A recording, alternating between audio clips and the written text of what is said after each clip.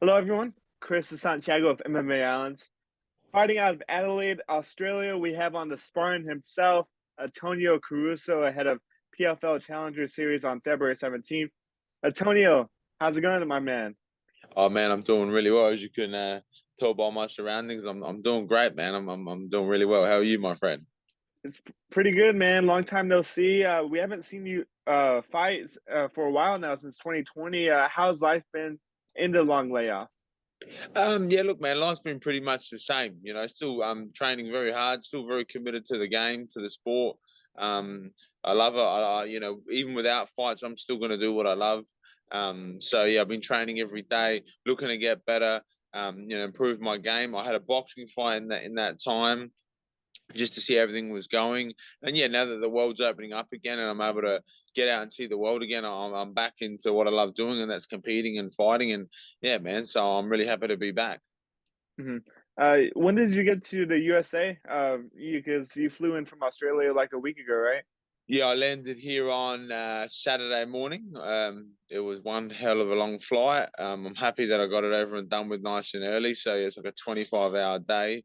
Wow. So yeah, up really early in the morning, and I haven't done that flight in a long time. So it's good to have had it done, and yeah, back in America now, and yeah, loving it out here. Hmm. I believe you were with one championship, then you exited that contract to compete for a PFL contract. Was that decision hard to leave your home at one championship? Yeah, yes and no. Like I always had it in the back of my mind that I'd love to even when I first got into this sport, a lot of young fighters are very fixed on being a UFC fighter. I want to be in the UFC. I want to be in the. It's all they crave. It's all they desire. For me, I just wanted to fight at a world level. And I would love to fight for all the organizations. I love seeing them, being a part of them, being around them. So I love one championship. I really enjoyed working for Chatri. I think he's a really inspiring boss to be under. I thought he was a cool guy to meet, a cool guy to work for. I love the organization. I love their vision. But personally, for me, I just really wanted to get into America. I wanted to fight in America. I wanted to move to America one day. I live here in America. Like I was saying before, I'm very glad that I got my girlfriend out here in America now, and she's loving it. I'm loving it. Yeah. So it was just a transition that I felt was always going to happen, and yeah, now I'm with PFL, and yeah, I still keep a good relationship with one championship, and yeah, maybe one day I could make the return back there. Hmm. And just being in America, I feel like the last time we talked, it was about like your citizenship over here. Like, any luck getting that? Well, yeah, now they've got a P1 visa with PFL, and like I said, the world sort of getting back to normality. Yeah, we can start looking at that sort of stuff. And with this season ahead, with the success that I have hopefully in this season, you know what I mean. Who knows? Could make myself a resident out here and make the move for a bit. But for now, we're going to move to Thailand. We're going to live in Thailand this year and live over there and fight out of America. So who knows, man? I don't know. I just sort of wake up every day and make my decision what I'm going to do. Hmm. And you're fighting Anthony Romero, top prospect like yourself, man. How do you feel about this fight coming into it? I'm very excited, man. Very, very excited for this fight. He's a well-rounded fighter. He's got I feel like good attributes in every area, but I just feel like I've got him beat in every area, and I'm willing to prove that. Come Feb 17 against Anthony. But yeah, he's a good young prospect, and I can't wait to get out there and test my skills against his skills. Mhm. And with Challenger Series, I believe it's a lot like Dana White's Contender Series over there in the UFC. But it's not just about winning; it's about really putting a staple on why you deserve to be in the PFL. Is that right?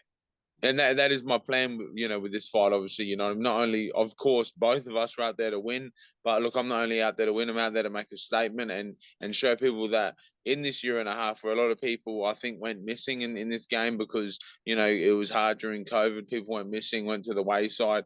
I feel like I've only got bigger, better, and stronger. And yeah, I can't wait to prove a big point and make a big statement come Feb 17 and get that contract from Cepho, get them to put that in my hand and show everyone in the world why I am now the best 155 going around. Awesome, man. Awesome. And is this fight going to be in front of fans this time around?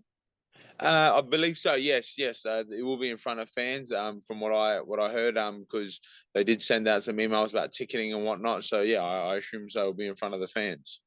What's going to be your walkout song? Well, it's the same as always. I come out to a remix song done by my guy back home, DJ Young Jiki. Shout out to him, and also condolences to his family. They had the loss of their grandmother, so condolences to the Majika family back home. Yeah, DJ Young Jiki put together a tune for me about 4 years ago now, and it was a real good mashup. So that'll be my walkout song with a bit of Spartan and a bit of AC/DC, and yeah, we'll get out there and start the party. Awesome, man. Awesome. I can't wait to see it. And when you're getting ready for a fight, what kind of music is in your playlist working out in the gym over there at Kill Cliff FC? Well, I won't lie, man. My music never gets played at Killcliff. Never. I don't think I've ever heard a song of mine. I was like, oh, there's one of my songs because, man, I'm old school. As you can see, I got the Tony Montana look about me. I stick with the '90s and the '80s. And that's another reason why I love Florida. But yeah, my playlist will consist of your AC/DC, Motley Crue, Guns N' Roses. I love Subs World and the Smoke and Joes. They're a local band back from Adelaide. They're one of my favorite bands I listen to. But yeah, I listen to a whole range of things. Since being out here with the boys out here, I listen to a lot of reggae now. I like a bit of old school rap. Anything with a good beat, man. Anything like that gets the party started, in my opinion. Let's go, let's go. And you mentioned Tony Montana. I believe you said that you were like the Tony Montana of guns or something on your Instagram story. What's your favorite gun to shoot when you're over there at the range?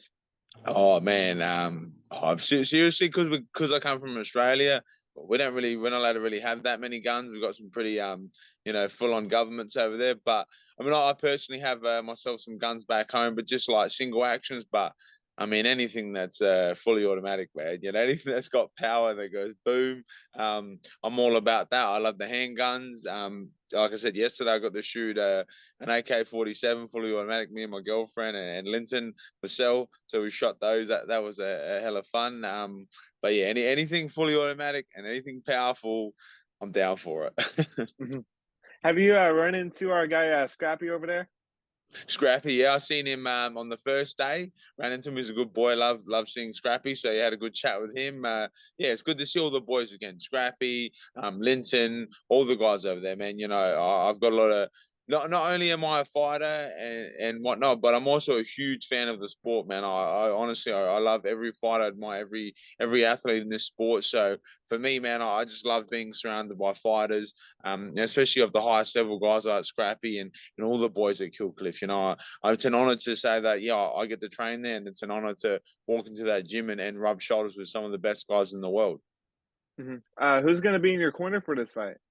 I looks like we're going to have Christos in my corner and potentially Linton Vassell. So, yes, it's going to be good to have Christos in there because he's also another Spartan. So I thought, well, what's better than one Spartan? Let's make it two. So he looks like those two boys. We're just finalizing that now, and yeah. Awesome, man. Awesome, man.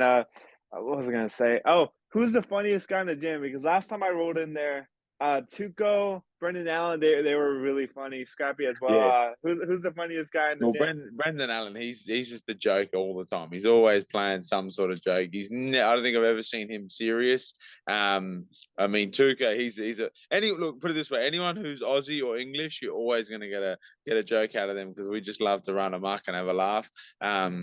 But yeah, you got Linton's a very funny guy. He's English.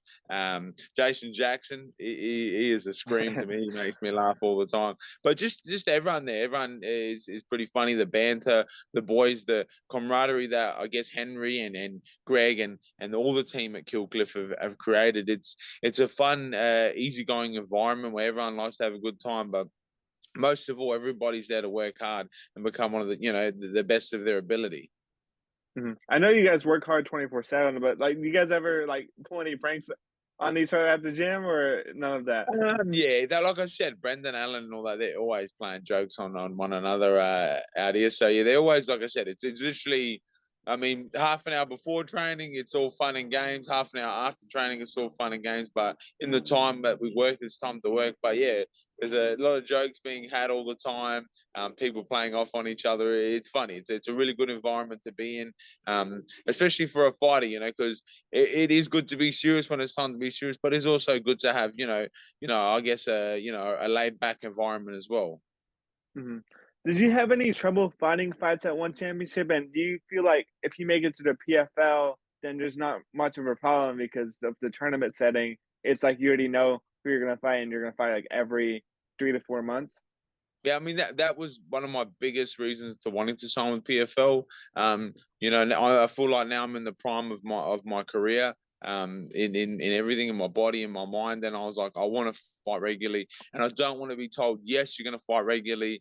You fight, and then obviously you don't fight for 6 months. With the PFL, it's exactly. I think it's the perfect scenario for all fighters. You know, you fight, you keep getting fights. You know, every time you win, you just keep getting matched up. You know when you're going to fight again. And yeah, if you keep winning, you only head in that one direction, which is up. And we've seen a lot lately in a lot of the higher promotions. Well, you know, the other big organizations around, UFCs, Bellators, you know, the guys who I guess who make the money, who make the noise, you know, they're the guys who are getting the fights and getting the money and getting their names on the big screen. Where with PFL, it's not we're going to take care of who we want, it's we're going to take care of who's the best. And that was one of the main reasons, like I said, I really wanted to head over to PFL because I think it's for the fighters, it's about the fighters, and personally, as a fighter, I just think it's the best organization to be a part of. Hmm. What do you think of Jake Paul? Going over there to the PFL. I believe he's gonna make his MMA debut sometime this year over there for them. Ah, man, I mean, I got to say all the respect in the world to that guy. You know, he's a very wealthy. What is he? 25? He's 26, 25. Yeah, something around there. Yeah, you know what I mean. He's only a young guy, man. He throws himself into these fights. He could easily retire and enjoy himself and even commentate and continue to make antics on internet like he does. But he chooses to put himself in the firing line. Whether you want to criticize him on who he fights or when he fights and whatnot is up to always personal opinion. You know, you're in the world of journalism, and all it comes down to is opinions. And look, I think Jake Paul's, you know, he's a funny guy. He's a good guy. He gets in there. He promotes the sport. And personally, as a fighter, I think, and as a person, what he's doing for us fighters and the way he's really putting a spotlight on the whole money saga, on protection of fighters. I mean, personally, like, man, I can't thank him enough. And seriously, if I get the chance to even see him, man, I'd love to shake the guy's hand and say, hey, man, thanks for standing up. Not even the fighters are doing what you're doing. So all the respect in the world to him. And hey, man, I'd love to see him in MMA, see what he can do. And you brought up the money saga right there. Obviously, you got to take care of business on February 17th against a very tough Anthony Romero. But should you get that contract, you'll be in the running for $1 million opportunity. So, got to ask, what are you planning to do with the $1 million should you get it? And what can your girlfriend receive when you get the $1 million? Well, I promised her. So we're not engaged or nothing yet. I said I promised, babe. After we win the million, we'll get married because her and her mum, that's all they talk to me about every day is marriages and weddings and dresses and I'm just like I got no idea what you're talking about. So for her, definitely get her something nice. Show her more of the world. Show her more of America.